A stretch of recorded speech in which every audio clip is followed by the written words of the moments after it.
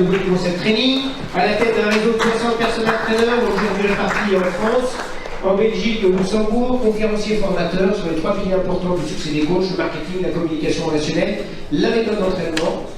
Écoute, qu'est-ce que je vais te dire? C'est à toi. Allez, merci. Alors nous sommes le 13 juillet 2018 et ça se passe sur le port de Saint-Tropez.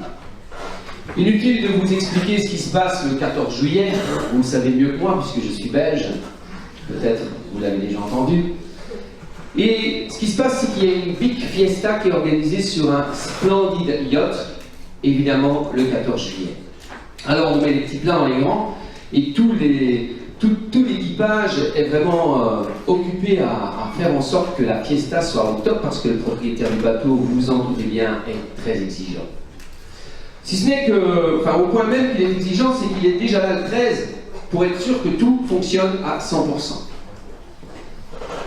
Il remonte foutre le bateau en route, et bien merde, le bateau ne démarre pas. Et donc il se dit c'est pas possible, il a invité le gratin des stars qui sont en ce moment-là à Saint-Tropez pour aller faire vraiment la fête en mer. Ils sont nombreux et il se dit c'est impossible, je dois absolument pouvoir démarrer mon bateau. Et donc il téléphone à de nombreux contacts qu'il a. Il téléphone et évidemment les gens lui disent écoute, je suis désolé, mais nous sommes le 13 juillet, c'est vendredi, là tu m'appelles, il est 18h30, je sais rien faire pour toi. Jusqu'au moment où, après de nombreux essais, il tombe sur quelqu'un qui lui dit oui, ok, moi je peux venir tout de suite et je peux faire le maximum pour mettre votre yacht en route pour que demain la fête ait lieu. Et le gars lui dit mais ça va me coûter combien? Et le mec lui dit écoutez, 5 000 €. Ok, d'accord, eh bien venez et faites ce qu'il faut, mais je veux que demain mon bateau soit en ordre de fonction. Le gars arrive, il rentre sur le bateau, il descend dans la cale, pas 3 minutes, le mec a trouvé, il appelle le propriétaire, il dit « Essayez maintenant, mettez le bateau en route ». Et le bateau, au premier coup de start, démarre. Évidemment, vous n'imaginez pas la joie immense du propriétaire qui dit « Mais merci, sans toi, qu'est-ce que j'aurais fait? Imagine demain la honte. 1000 fois merci. Combien je te dois ?» Eh ben, 5 000 €, comme on dit. Non, attends, là tu rigoles. Le propriétaire lui dit 5 000 €, t'as mis 3 minutes pour réparer mon bateau. Et le gars lui répond oui, mais pour réparer ton yacht en 3 minutes, j'ai appris pendant 10 ans. Ce que je veux juste vous inviter à cette conférence, pour qui, pourquoi, comment, c'est juste pour vous inviter à la réflexion. Juste pour ouvrir le débat sur le temps de midi si vous le souhaitez, je serai disponible pour ça, mais aussi pour participer à votre évolution. Et surtout, on en a parlé tout à l'heure, à votre remise en question. Une des clés de la réussite, c'est l'humilité, et c'est de pouvoir se dire qu'on n'en sait jamais assez. Alors d'abord, moi, je vous félicite de vous voir là. J'aurais voulu voir 500 personnes, et il aurait dû en avoir 500, parce que je sais que les coachs sont très nombreux, mais ils sont surtout très nombreux à se plaindre que ce métier ne fonctionne pas. Et donc, je voudrais que vous félicitiez, que vous tourniez vers la personne qui est à côté de vous, vous lui serrez la main et vous lui dites « Félicitations ».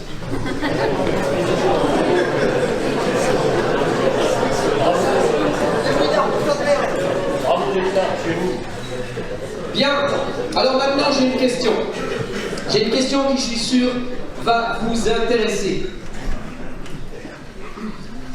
Y en a-t-il parmi vous qui ont envie de faire partie des 3% des gens qui gagnent en moyenne 10 fois plus que les autres? Ah, je vous pose la question, je vois des bras qui se lèvent. Évidemment, pourquoi? Parce que dans notre société, l'argent est tabou. Et donc, on ne peut pas le dire. Mais je connais la réponse. Évidemment, vous avez envie de faire partie des 3% qui gagnent 10 fois plus que les autres en moyenne. Eh bien, ça va peut-être vous surprendre, mais en 1979, vous avez vu, je me suis mis en mode français pour vous, parce que chez nous, on dit en 1979. Alors, en 1979, à Harvard, on a posé cette question aux étudiants. Avez-vous un objectif clair, précis, écrit et dont l'accomplissement est planifié dans le temps? 84% des étudiants ont répondu qu'ils n'avaient pas d'objectif. Enfin si, je me trompe, pardon. Ils en avaient un, c'était que l'année scolaire se termine rapidement pour pouvoir profiter de l'été. Ce qui est légitime, je l'accorde. 13% des étudiants ont répondu qu'ils avaient un objectif. Il n'était pas vraiment précis, il n'était pas défini dans le temps. Et seulement 3% des étudiants avaient un objectif précis et planifié dans le temps. Évidemment, en 1989, 10 ans plus tard, on refait le point de la situation et on s'aperçoit que ces 3% des étudiants qui avaient un objectif clair, précis, écrit et dont l'accomplissement était planifié dans le temps gagnent 10 fois plus en moyenne que les 97% réunis. Ce que je suis en train de vous dire, c'est qu'un objectif, c'est une clé essentielle dans votre réussite. Et que trop de jeunes, trop de gens, je pourrais même dire, se croient sans avenir. Alors qu'en réalité, ils ne manquent pas d'avenir, ils n'ont simplement pas d'objectif clair et précis dans leur tête. Un objectif, ça doit être incroyablement ambitieux et hyper motivant. Et je vais vous dire une chose, quand vous parlez de vos objectifs à vos proches, que ce soit vos amis ou votre famille, ou encore des inconnus, et que ceux-ci vous disent « t'es pas bien là-dedans, parce que ton objectif il est complètement impossible et jamais tu y arriveras », eh bien dites-vous que persévérez parce que c'est à ce moment-là que vous commencez à être sur la bonne voie. Si vous voulez faire partie des 3% des gens qui gagnent en moyenne 10 fois plus que les autres, eh bien, supposons que maintenant j'ai un pouvoir magique et qu'à travers ce que je vais vous transmettre, vous allez pouvoir concrétiser votre objectif, quel qu'il soit. Je vous invite à vous poser 3 questions. La première question, c'est que voulez-vous être? Que voulez-vous avoir? Que voulez-vous faire? 3 questions essentielles au pourquoi de votre objectif. Après ça vient une autre question. Cette autre question, c'est quel domaine donne le plus de sens à ma vie? Et après ça, on n'est plus dans une question, mais plutôt dans une analyse. Et je vous inviterai à analyser votre vie professionnelle et votre vie privée. Et déduisez-en comment vous en êtes arrivé là. Alors moi, je ne vous connais pas, sauf quelques personnes. Donc comment vous en êtes arrivé là, je ne peux pas vous le dire. Par contre, je peux vous dire pourquoi vous en êtes arrivé là. Vous en êtes arrivé là parce que tout ce qui nous arrive dans la vie, à un moment donné, c'est vous qui l'avez décidé. Tout ce qui nous arrive dans la vie est un choix que nous avons fait. Nous avons décidé de tourner à gauche plutôt qu'à droite à un moment donné. Nous avons fait des choix dans notre vie qui nous amènent à arriver là où nous sommes. D'après Opinionway, qui est une société qui fait la même chose qu'Ipsos, qui est plus connue, ils ont interrogé les Français et 28% des Français souhaiteraient devenir leur propre patron. 28%. Alors, je ne sais pas quelle idée vous en aviez, mais moi, je peux vous dire que c'est pas mal parce que je connais les sondages qui ont été faits antérieurement. Et il y a quelques années d'ici, c'était 17%. Donc, ça fait une progression de 11%. Donc, franchement, je trouve ça génial parce que les gens commencent à comprendre qu'ils peuvent être maîtres de leur avenir. Alors que beaucoup trop de gens se penchent sur leur passé. Le passé, il est derrière et jamais vous le changerez. Votre futur, c'est vous qui le créez en fonction de vos objectifs, et des questions dont je vous ai parlé tout à l'heure. Ça revient à votre vision, ça revient à votre mission, et ça revient à vos valeurs, qui sont des questions, à mon sens, existentielles, dans ma vie, pour ma propre personne, pour les gens que j'aime autour également, et donc pour mon métier. Moi, ce qui m'intéresse, c'est pas vraiment de savoir qu'il y a 28% des gens qui veulent devenir leur propre patron. Ce qui m'intéresse, c'est pourquoi ils veulent devenir leur propre patron. Qu'est-ce qui les anime? Eh bien, 50% des gens souhaiteraient devenir leur propre patron pour arriver à leur rêve, pour concrétiser leur rêve. Et je ne sais pas si vous le savez, mais il y a une différence entre un rêve et un projet. Un rêve, il est imaginaire. Si vous voulez le concrétiser, fixez-lui une date. Parce que quand il y a une date qui est placée, forcément l'humain, il va tout mettre en place pour arriver à cet objectif, à l'échéance. On en revient à ces 3% des étudiants d'Harvard qui avaient, eux, planifié l'accomplissement de leurs objectifs. 32% souhaiteraient devenir leur propre patron pour espérer gagner plus. Et là, vous n'allez pas trop m'aimer, mais je suis désolé les amis, j'ai une très mauvaise nouvelle. C'est que la matière première des losers, c'est l'espoir. Parce que quand j'espère, j'attends des autres. Donc ça ne s'adresse pas à vous, parce que vous êtes là, vous êtes venus chercher ce contenu. Et merci à Kacha pour cette invitation, parce que je suis vraiment très très heureux, et bonjour à tous maintenant. Je suis très heureux d'être là pour animer ce petit moment de conférence ensemble, parce que c'est quelque chose qui me passionne. Mais au-delà de mon activité de coach sportif, moi c'est l'humain qui me passionne. L'humain et tout son sabotage qui se met derrière. Alors en fait, vous êtes coach sportif, préparateur physique, animateur, éducateur sportif. Votre objectif, je le connais. Enfin, je crois. Si vous êtes là, votre objectif, c'est qu'en fait, vous aimeriez vivre de votre passion. Vous aimeriez vous lever le matin avec la banane jusque-là tous les jours parce que vous allez faire ce que vous aimez, ce que vous avez décidé. Mais posez-vous la question, est-ce que vraiment vous avez fixé un bon objectif? Je m'explique. Je suis désolé, mesdemoiselles, désolé, mesdames. Mais je vais un peu prendre une métaphore qui vous me pardonnerez peut-être. Vous êtes un mec, j'aurais pu prendre l'exemple d'une fille aussi, mais vous allez voir que ça ne me correspond pas. Vous êtes un mec et vous sortez en boîte un samedi soir. Et vous vous dites, l'expression française c'est je vais pécho, c'est ça? C'est ça, non? Ok, vous êtes deux dans la salle ou bien vous pécho jamais peut-être? C'est ça. C'est ça. Ah, du coup vous êtes plus animés là, hein?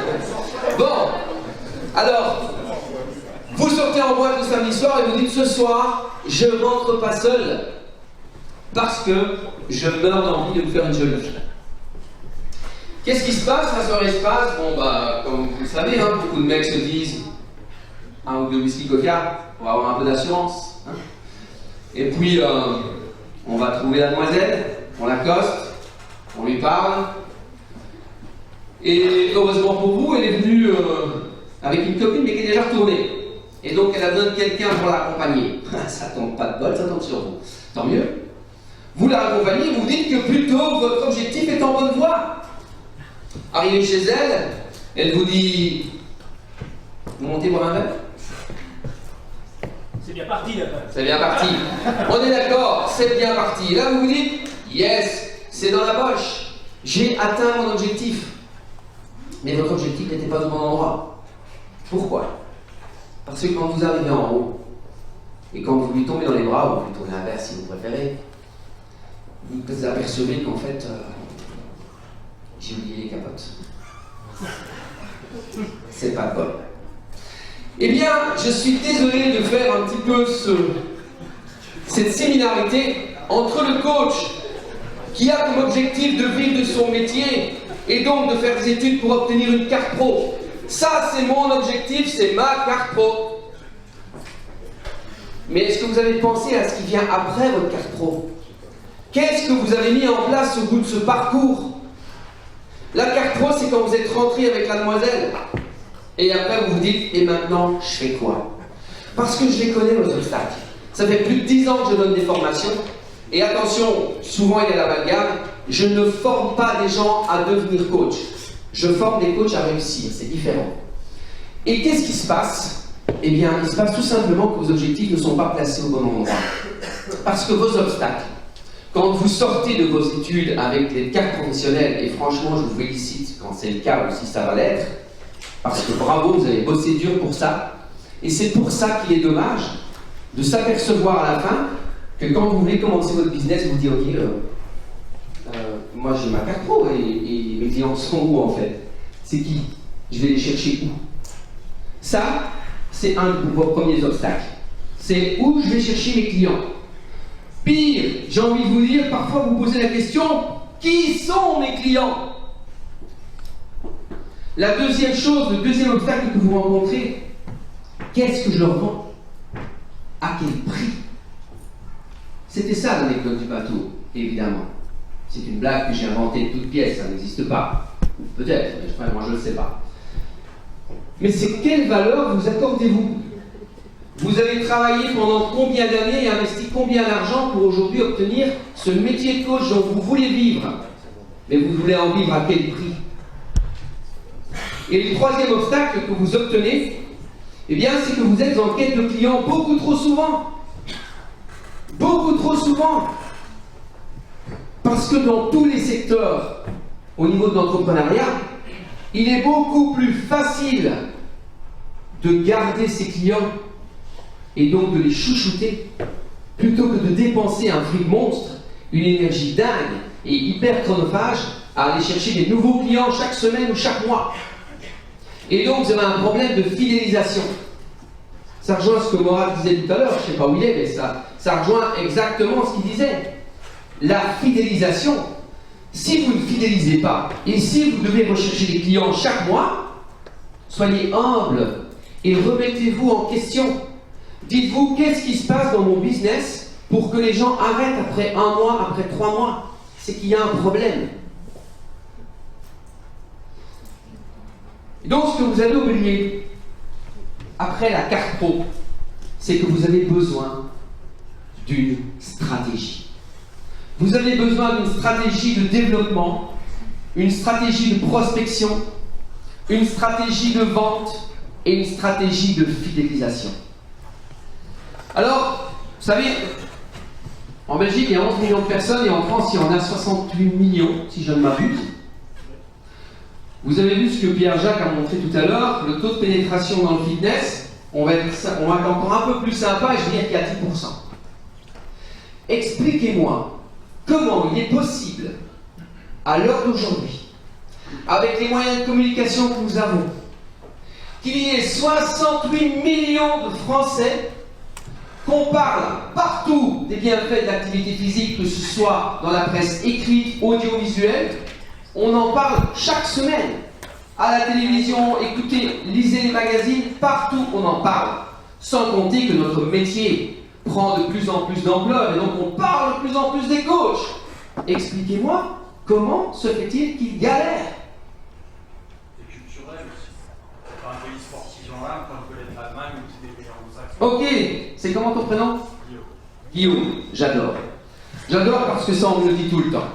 Et tu vas comprendre parce qu'on me dit bien d'autres choses. Mais il est évidemment beaucoup plus confortable de rester derrière une idée reçue et de se dire ouais mais la France c'est normal, c'est les gilets jaunes. Ça veut pas dire que c'est normal. Non, je sais. Mais donc, vous avez le pouvoir de changer ça. Est-ce que dans la mentalité en France, c'est habituel de voir des Porsche à tous les coins de rue? Non. Pourtant, il y en a. Il n'y en a pas qu'en Allemagne. Ce que j'ai envie de vous dire, c'est que dans votre stratégie, une fois votre carte pro obtenue et votre métier en route, vous devez déjà définir la première chose. que toute entreprise fait, et souvenez-vous, même si vous êtes seul, vous êtes une entreprise, vous avez décidé d'être indépendant, voire beaucoup mieux, vous avez décidé d'être entrepreneur. Parce que je fais une grande différence entre un indépendant et un entrepreneur. Un indépendant, c'est quelqu'un qui veut avoir la liberté. L'entrepreneur, c'est celui qui va se la créer. C'est celui qui va concrétiser son projet. C'est celui qui connaît son plan de vol. Je suis venu en Thalys, mais si j'étais venu en voiture, si j'avais tapé l'adresse, j'aurais vu mon plan de navigation. Et je sais par où je passe pour venir ici.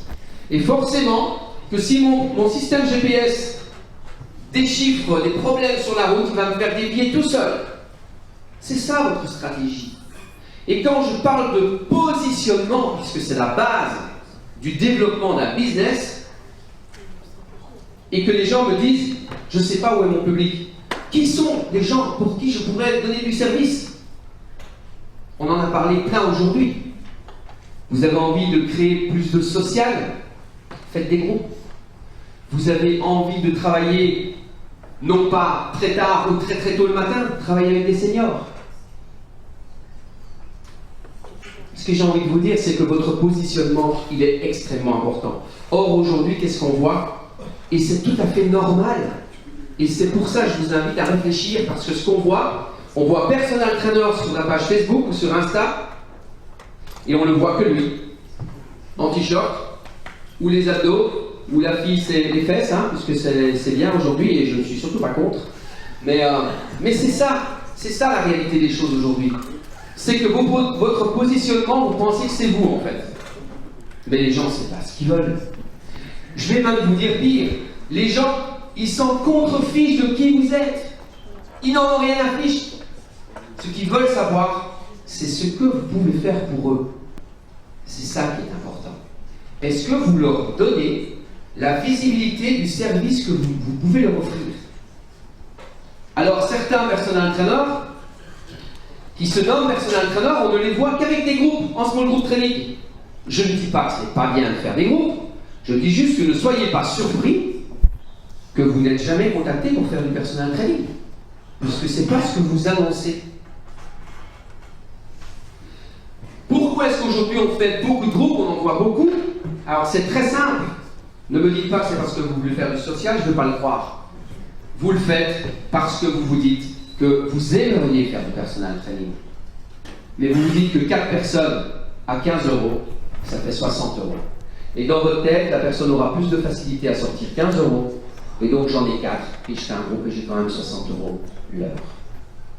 Il y a des gens, pour le personal training, je voudrais vous le rappeler, il y a 68 millions de Français. Sur ces 68 millions de Français, seulement 10%, je vais être gentil, j'augmente encore un peu les chiffres, seulement 10% sont pratiquants dans un centre de fitness. Ça ne veut pas dire que 90% ne font rien, mais ça veut juste dire que vous avez 90% des gens qui seraient peut-être susceptibles d'être intéressés par un service que vous pouvez leur proposer en dehors d'un centre de fitness. C'est un positionnement. Pensez-y. Trop de jeunes pensent qu'aujourd'hui, il faut absolument être dans un centre de fitness pour vivre du personal training. C'est faux. Ça peut être vrai, c'est un choix et c'est un positionnement. Ensuite, je ne sais pas du tout au niveau du timing où j'en suis. Ok, merci. Ensuite, comment je vais chercher ces 90%? Alors vous savez, très souvent on a peur de la concurrence. Mais en fait le soleil brille pour tout le monde. S'il ne brille pas chez vous, c'est que vous n'avez pas encore trouvé le bon positionnement et la bonne fenêtre. Mais le soleil peut briller pour tout le monde. 68 millions de personnes. Même si vous faites, j'entendais quelqu'un qui fait 30 heures de coaching par semaine, je te félicite, je ne sais pas qui c'est, mais bravo. Même si vous faites 30 heures par semaine, à sa juste valeur, dont on parlera tout à l'heure, si vous le souhaitez, eh bien, 30 heures par semaine, si vous voyez les gens 2 fois par semaine, ce n'est jamais que 15 personnes. 15 clients dont vous avez besoin. Et aujourd'hui, beaucoup de coachs sont dans la galère parce qu'ils ne savent pas trouver 10 clients. 10 clients, c'est rien. Et je vais vous expliquer pourquoi vous avez des difficultés à les trouver. Vous voulez le savoir? Non, si vous ne voulez pas savoir, je m'en vais. Vous voulez le savoir? Oui. Ok. Eh bien, je vais vous dire pourquoi. Parce que, et je suis passé par là, donc je comprends tout à fait. Et aujourd'hui, c'est ça que j'enseigne dans les formations que je donne, c'est que je veux faire gagner du temps pour éviter de faire les mêmes erreurs. Eh bien, c'est parce qu'un coach aujourd'hui, quand il gagne entre 1200, 1500, 1800, faites ça pas, entre 1500 et 2000 euros, il vit avec ça et il a une sphère sociale avec ça. Et généralement, c'est très rare quand on gagne 1500 euros, c'est très rare quand la majorité des gens qui vivent autour de nous gagnent 10 000 euros. Parce que ce n'est pas notre sphère. Et donc on reste dans notre sphère. Et on cherche des clients dans notre sphère. Erreur. Quelqu'un en a parlé tout à l'heure et a évoqué ce mot, et je pense que c'est moi, je suis plus certain, a évoqué le mot de luxe. Eh bien, oui. Oui. Osons dire, avoir un personal trainer, c'est un luxe, bien sûr. Avoir quelqu'un qui a investi, qui a travaillé pour pouvoir vous amener à votre objectif, c'est un luxe. Et le luxe, il se paye. Ça a un prix. Et c'est vrai, que très souvent, et c'est pour ça que Guillaume, je disais ça tout à l'heure, parce que très souvent on me le dit, si vous saviez le nombre de personnes que je rencontre, de personal trainers qui viennent me dire non mais chez moi ça marche pas parce qu'en fait j'habite en province, si j'étais à Paris, Paris c'est cartonne, hein. Et puis quand je discute avec des gens de Paris, ils me disent ouais mais c'est Paris quoi, c'est bien les Parisiens, hein. Mentalité, tout. C'est pas des gens qui ont l'habitude de payer pour faire du sport. Mais si j'étais à New York, j'explose tout. Là, je suis sûr, je fais un chiffre incroyable. Eh bien, c'est faux. C'est faux. C'est juste parce que vous ne vous adressez pas au bon public, parce que vous restez dans votre sphère. Vous devez comprendre que si vous vendez un produit de luxe, c'est l'erreur la plus commune que l'on fait dans ce métier, en tout cas, c'est de vouloir vendre un produit de luxe à un prix réduit. La majorité des coachs qui commencent ce métier ou qui arrivent dans une nouvelle ville, je vais vous dire ce qu'ils font. Ils demandent à leur soeur, leur beau-frère, leur cousin et leur mère de téléphoner aux coachs qu'ils ont trouvés sur Internet qui sont à 10 km autour d'eux pour voir à combien ils travaillent. Et quand ils travaillent à 40 euros, ils disent « Merci les gars, moi je vais me mettre à 35. Comme ça, je vais avoir tout le monde. » Erreur. Erreur, vous vous tirez une balle dans le pied. Plus je diminue mon prix, plus je dévalorise mon produit. Est-ce que vous voyez des soldes chez Louis Vuitton? Est-ce que vous voyez des soldes chez Apple? Est-ce que vous voyez des soldes chez Porsche? Porsche n'a pas de vendeur. Vous savez pourquoi chez Porsche il n'y a pas de vendeur? Alors oui, il y a des gens qui sont là pour vous faire une offre. Mais ce ne sont pratiquement pas des vendeurs. Parce que les gens qui rentrent dans un garage Porsche, c'est parce qu'ils veulent acheter une Porsche. Et il y a une différence entre l'achat et la vente. Si vraiment je meurs de soif et que je donne 5 euros à Pierre pour avoir sa bouteille, eh ben il me la donne et Pierre ne m'a pas vendu. C'est moi qui suis venu l'acheter. Et la vente, elle commence quand le client dit non. Très souvent, vous êtes mal à l'aise, vous ne savez pas comment faire. On vous dit non, ça s'arrête. La personne vous dit ok. Eh bien, je vais réfléchir, je vais en parler à mon mari. Et vous dites quoi? Ok, très bien. Écoutez, voilà ma carte, si vous en avez une. Je parle pas de vous, je parle de ceux qui ne sont pas là. Moi aussi, je vous aime. Vous direz parfait. Si vous donnez votre carte et vous leur dites contactez-moi quand vous voulez. Que les gens ici lèvent le doigt pour ceux qui ont été contactés dans ces cas-là. Et donc, il faut apprendre. Tu lèves le doigt? Il faut apprendre à pouvoir argumenter parce que souvenez-vous, quand un client vous dit non, mais c'est du bonheur. C'est du bonheur parce qu'il va vous donner la chance de montrer toute la différence par rapport aux autres coachs. Mais maintenant, à vous de savoir comment vous vous différenciez. Parce que je suis chaque année au congrès de fitness qu'organise Pierre Jacques, et un très bon conférencier qui est là, Michael Aguilar, dit ceci. Je ne sais pas si ça vient de lui, mais en tout cas, moi je l'apprends parce que ça me parle tellement. La différence suscite la préférence. À vous de trouver cette différence. Valorisez-la. Et donc, quand on vous dit non, eh bien, dites-vous que vous avez une chance énorme parce que vous avez la chance de montrer toute cette différence et surtout, pourquoi on doit vous choisir vous plutôt qu'un autre. La plupart des gens, quand on vous dit c'est trop cher, je suis désolé monsieur, je n'ai pas les moyens, c'est trop cher.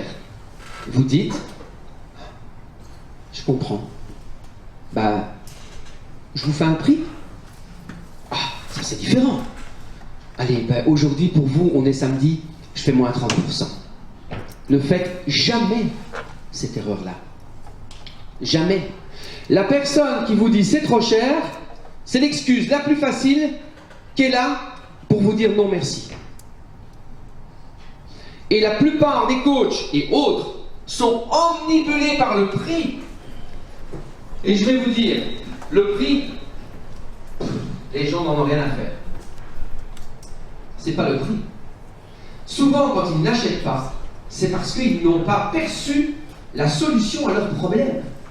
Pierre-Jacques disait tout à l'heure que le web, aujourd'hui,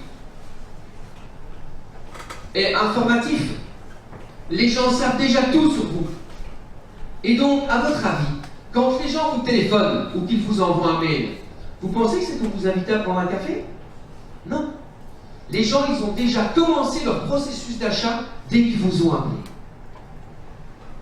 Et si malheureusement, quand le coach est devant lui, comme j'entends souvent quand je fais mes jeux de rôle en formation, des gens qui sont formés un peu, et je les entends, et ils disent « Ok, bah écoutez, je vais vous faire un devis alors. » Vous allez me faire un devis. Alors, je sais que vous utilisez ça souvent, peut-être en France, mais c'est une erreur en tout cas dans notre métier. Ou alors, pire que ça, le coach est assis, et il lui dit « Je suis ravi de vous voir, c'est bien, merci de m'avoir appris en tout cas, c'est super. Qu'est-ce que je peux faire pour vous ?» Eh bien, on va reprendre l'exemple de Pierre-Jacques, vous vous rappelez, tout en haut, c'est « Je voudrais mincir. » Ok, d'accord, perdre du poids. Bah, écoutez, très bien. Vous voulez me voir combien de fois par semaine, Christophe? Et là, les gens, ils vous disent « Ah ben, moi, le moins possible, hein, monsieur. Il faut que ça me coûte le moins cher possible et que je fasse le moins d'efforts possible. » Logique, non?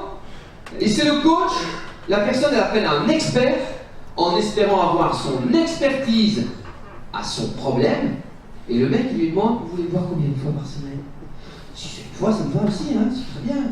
Oui, bien sûr, bien sûr. 1 heure sur plus de 160 heures, vous allez avoir des résultats magiques, simplement parce que moi je suis chauve. Ok? C'est complètement aberrant. Je vous ai parlé tout à l'heure que les clients étaient soi-disant omnibulés par le prix. Le coach est omnibulé par le prix, pas le client. Je vous ai parlé de positionnement, d'objectif. Je vous ai parlé de positionnement sur la prospection. Et je vais terminer sur la prospection en vous disant 3 choses. La première chose, c'est de détecter votre cible. Avec qui avez-vous envie de travailler? Pour qui avez-vous envie de travailler? Et surtout, qu'est-ce que vous avez envie de leur amener? Première chose, je trouve ma cible, mes clients. La deuxième chose, quand j'ai ma cible client, je construis un message clair et qui va parler à cette cible-là. Il faut que quand elle voit votre message, elle se dit « Mais waouh, c'est pour moi ça ». La troisième chose, c'est très simple. Quand j'ai mon public, quand j'ai mon message, il me reste un critère essentiel.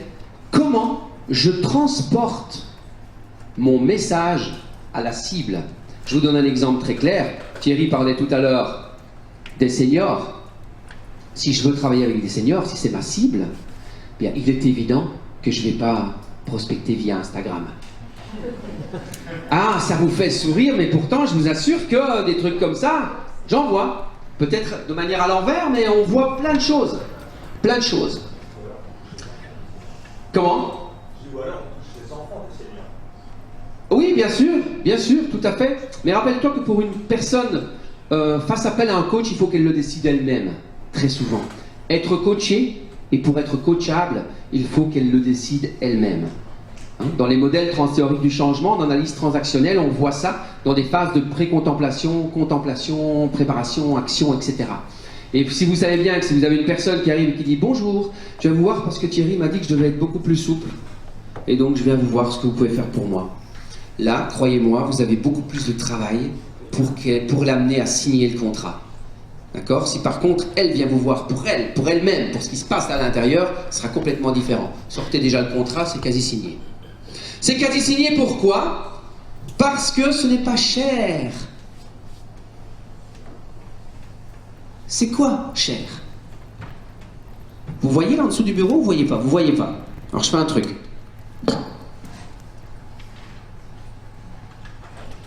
Dans ma main droite, j'ai quelque chose qui vaut 150 €. Dans ma main gauche, j'ai quelque chose qui vaut 10 €. Vous voulez laquelle? Les deux.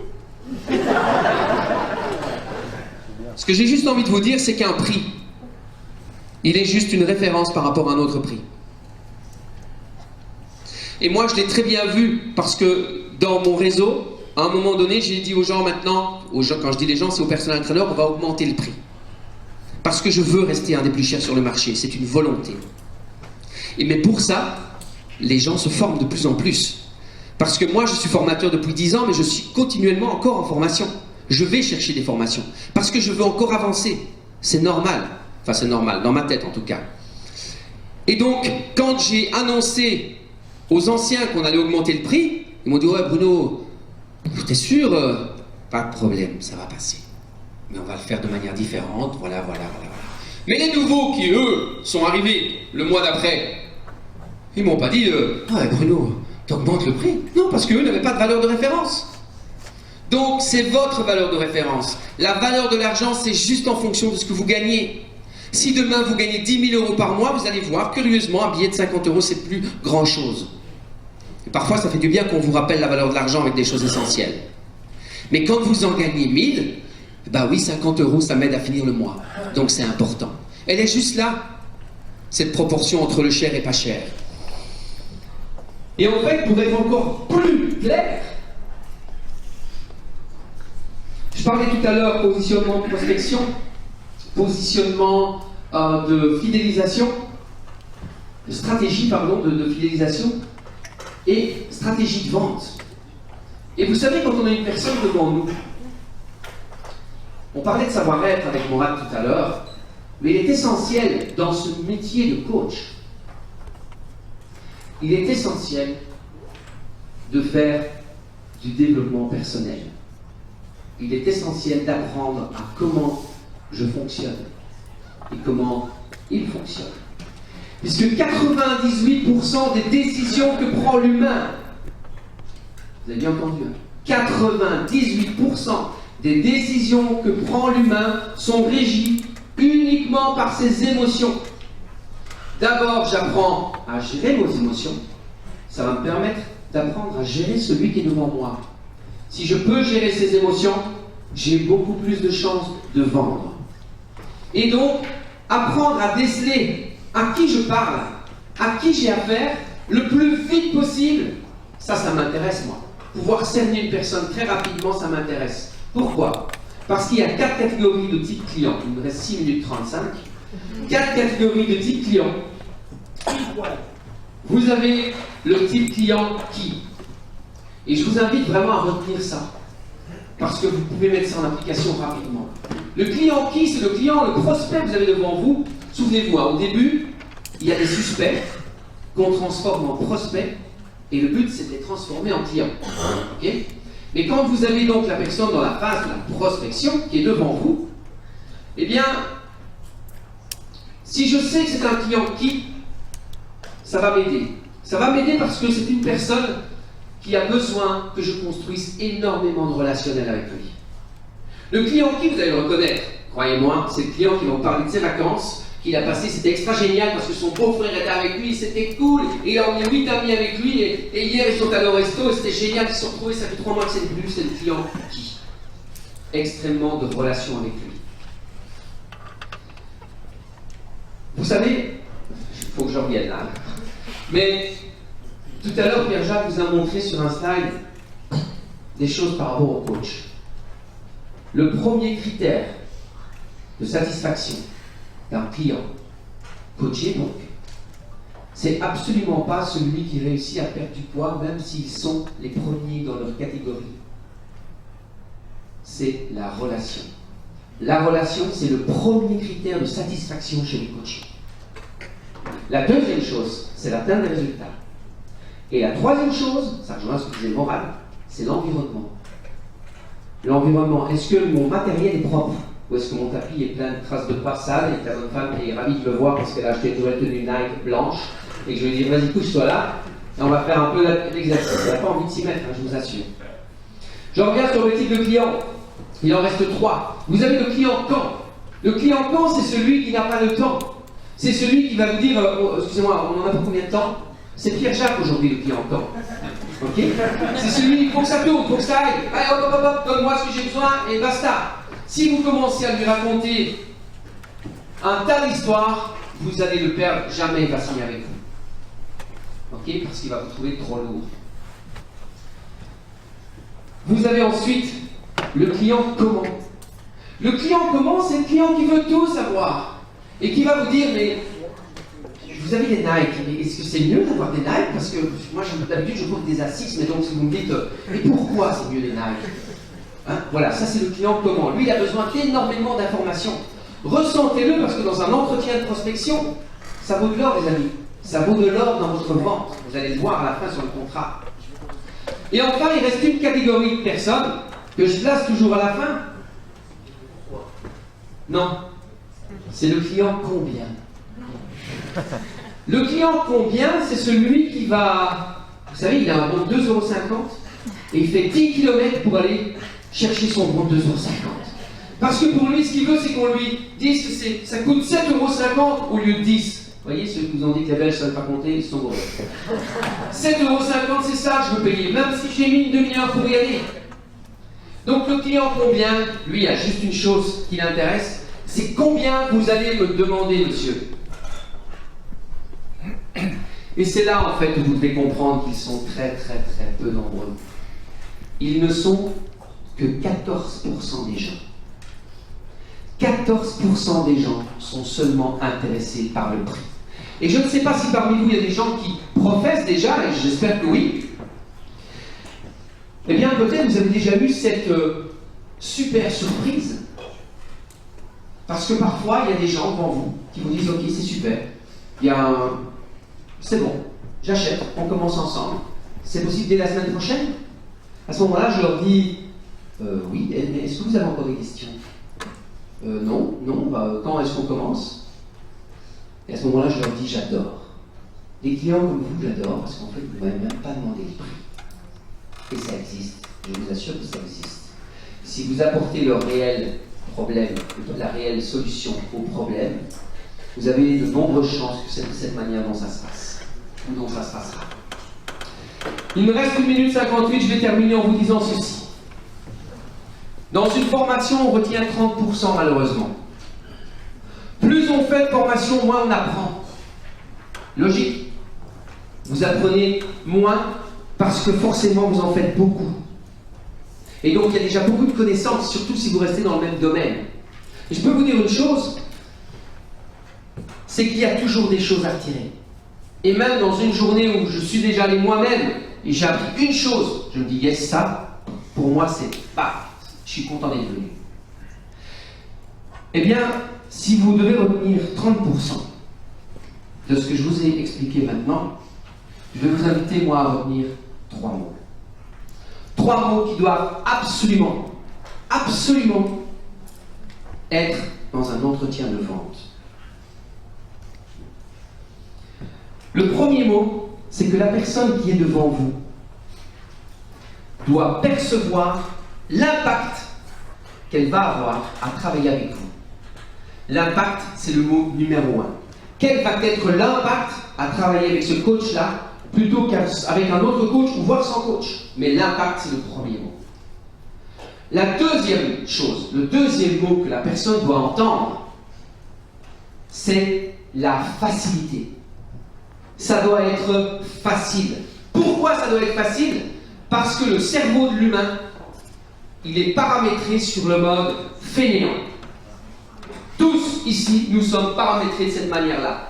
C'est notre volonté, c'est nos ambitions qui font qu'on dépasse ça. Mais sinon, si on s'écoute, on veut toujours le plus facile. Réfléchissez à certaines situations, vous verrez que vous avez choisi l'option la plus facile. Et donc, je ne connais aucun humain qui aimerait bien, quand j'arrive chez lui en tant que coach, lui dire « Oh putain, quel objectif, ça va être galère. Oh là là là là, je suis pas sûr qu'on va y arriver. Hein, parce que ça, c'est compliqué. » Mais chez moi, c'est 100 € la séance. T'as envie, t'achètes? Jamais. Ok? Et la dernière chose, c'est l'inspiration. Vous devez être inspirant. Et on est inspirant quand on amène une personne à se projeter, parce que où elle est, elle le sait. Où elle va, elle ne le sait pas encore. Et donc, en tant que coach, vous devez développer une capacité. Et cette capacité, ça doit être la capacité à générer de la confiance. Rappelez-vous qu'une personne qui achète des séances de personal training, elle n'a aucune vue sur ce que vous allez faire. Il n'y a pas de vision du produit. Elle achète des mots qui sortent de votre bouche. Vous devez développer votre capacité à générer de la confiance. J'en arrive au temps imparti et je vais terminer cette conférence en vous disant une chose. Et je vous invite vraiment à y réfléchir. D'habitude, je le dis 2 fois, mais quand on est pris par le temps, je vais le dire une fois. Écoutez bien. Pour atteindre ces objectifs, il faut aider ceux dont on a besoin à atteindre les leurs. Aidez les gens à atteindre leurs objectifs et vous atteindrez les vôtres. Merci.